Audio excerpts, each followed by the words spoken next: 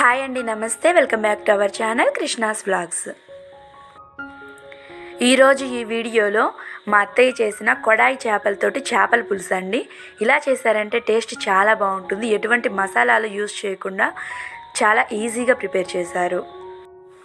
ఈ చేపల పులుసు టేస్టీగానే కాదండి, ముక్క కూడా ఏమాత్రం చిదిరిపోకుండా చేశారు.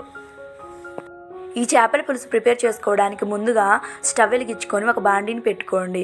అందులోకి 2-3 టేబుల్ స్పూన్ల వరకు ఆయిల్ని వేసుకోండి. ఆయిల్ హీట్ అయిన తర్వాత అందులోకి 1/2 టీ స్పూన్ ఆవాలు, 1/2 టీ స్పూన్ జీలకర్రని వేసుకోండి.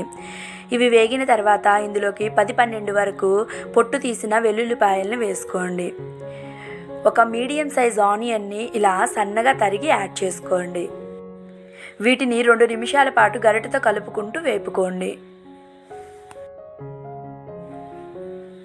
ఇలా 2 నిమిషాలు ఆనియన్స్ వేగిన తర్వాత ఇందులోకి 4 పచ్చిమిర్చిని, 2 మీడియం సైజ్ టమాటాలని ఇలా సన్నగా తరిగి యాడ్ చేసుకోండి. వీటిని కూడా 2 నిమిషాల పాటు ఆయిల్లో బాగా ఫ్రై చేసుకోవాలి.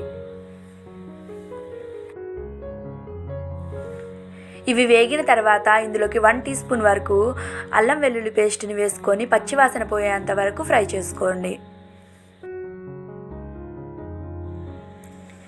ఇలా వేపుకున్న తర్వాత ఇందులోకి చేప ముక్కల్ని వేసుకోండి. ఇక్కడ నేను కొడాయి ఫిష్ని 1 కేజీ వరకు తీసుకున్నాను.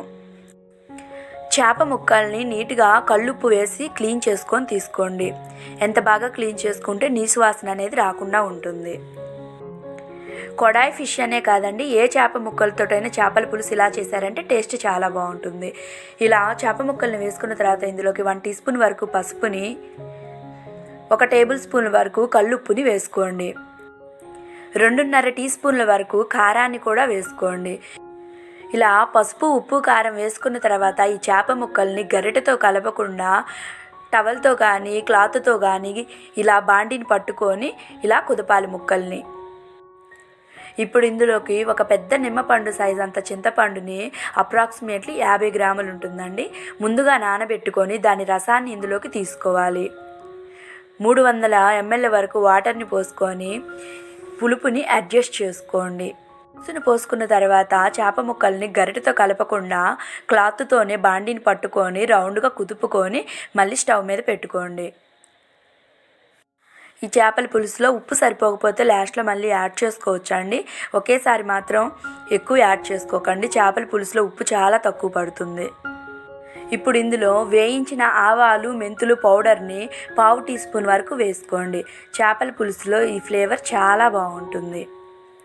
ఇంతకు మించి ఈ చేపల పులుసులో మా అత్తయ్య ఏమి యాడ్ చేయలేదండి. అల్లం వెల్లుల్లి పేస్టు, మెంతుపిండి, ఆవపిండి 2 కలుపుకొని 1/2 టీ స్పూన్ వరకు మాత్రమే యాడ్ చేసింది. ఇలా పౌడర్ వేసుకున్న తర్వాత దీన్ని కూడా మొత్తాన్ని ఇలా రౌండ్గా కలుపుకొని మూత పెట్టుకొని 5 నుంచి 10 నిమిషాల పాటు కుక్ చేసుకోండి. 10 నిమిషాలు కుక్ చేసుకున్న తర్వాత మూత తీసుకొని మళ్ళీ ఒకసారి దీన్ని టేస్ట్ చూసుకోండి. పులుపు సరిపోకపోయినా, ఉప్పు సరిపోకపోయినా అడ్జస్ట్ చేసుకోవచ్చు. ఇక్కడ మేము తీసుకున్న కేజీ చేపలకి మేము తీసుకున్న చింతపండు పులుసు అనేది కరెక్ట్గా సరిపోయింది. ఉప్పు కొంచెం తగ్గిందండి. 1/2 టేబుల్ స్పూన్ వరకు కల్లుప్పుని కొంచెం యాడ్ చేశారు. ఇలా ఉప్పును వేసుకున్న తర్వాత మళ్ళీ ఒకసారి కుదుపుకొని మూత పెట్టుకొని 5 నిమిషాలు మీడియం ఫ్లేమ్లో కుక్ చేసుకోండి.